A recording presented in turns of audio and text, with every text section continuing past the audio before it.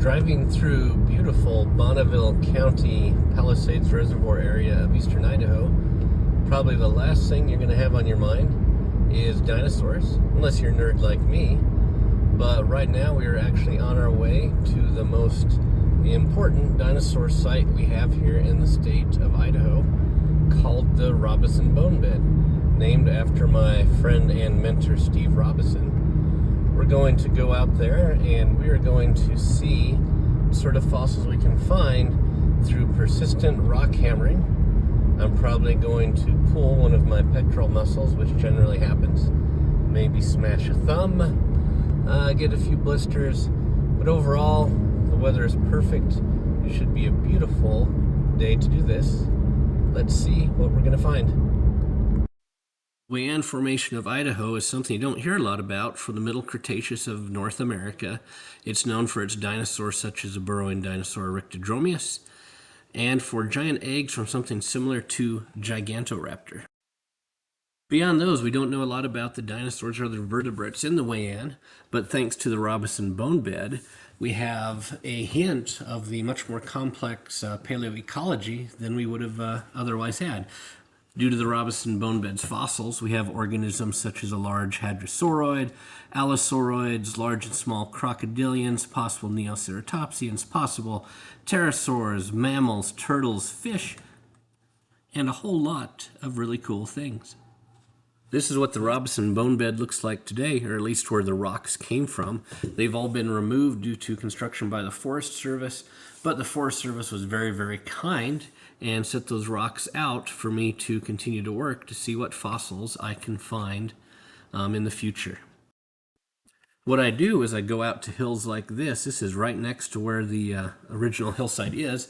I go out and I have to simply smash the rocks with a sledgehammer as much as I can and look for the fossils that unfortunately get broken that way.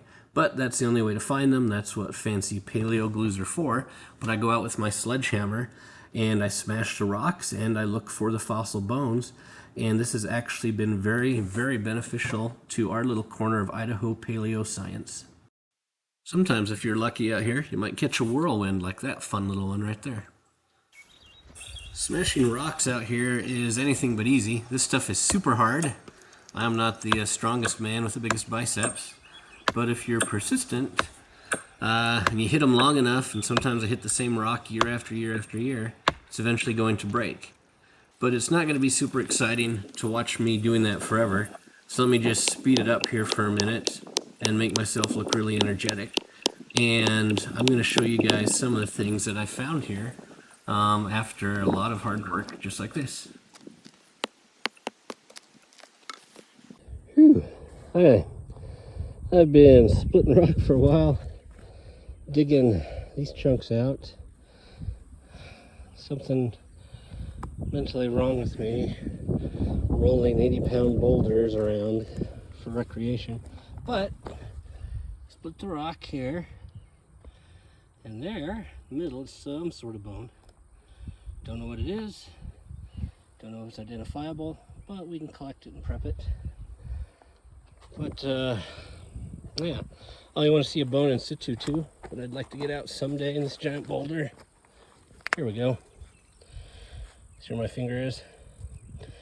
There's somebody's limb bone there.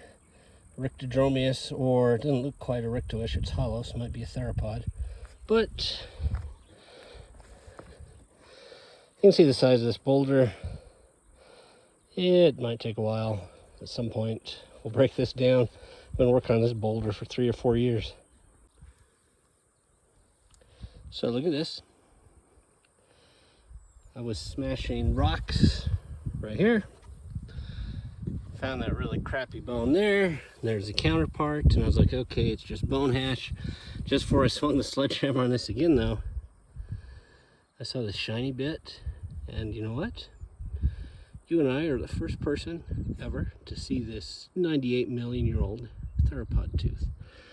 I don't think it gets more special than that. I will show you some post-prep photos. Look at me, I'm happy. Okay, so here's that tooth post-prep.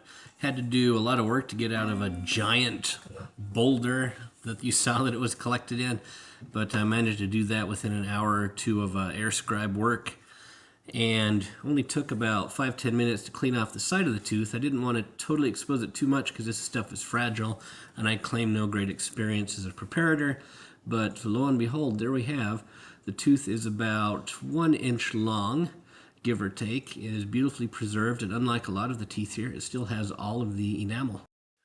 So here we can see the entire tooth zoomed in a little bit with a crappy microscope. It's about 1 inch long. We can zoom in even more, and you can see the serrations on the side of the tooth.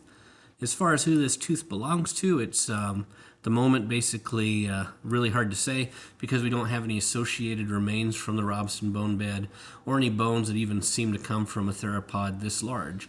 The teeth from this theropod, from what I think is the same type, can get up to about twice that size, about 2 inches long. It's possible this is from an animal called Seats or something very similar. Seats occurs in rocks of the same age in Utah, in the Mustn't Touch It member of the Cedar Mountain Formation. As I tell my students, extra credit / gold star / plate of brownies to anyone that is able to go out and help me find more complete remains of this apex theropod.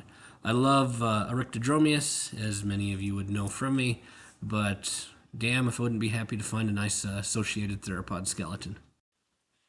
And there's my first very amateurish video. I'll be doing a lot more of these to try and do outreach for the science I think is important.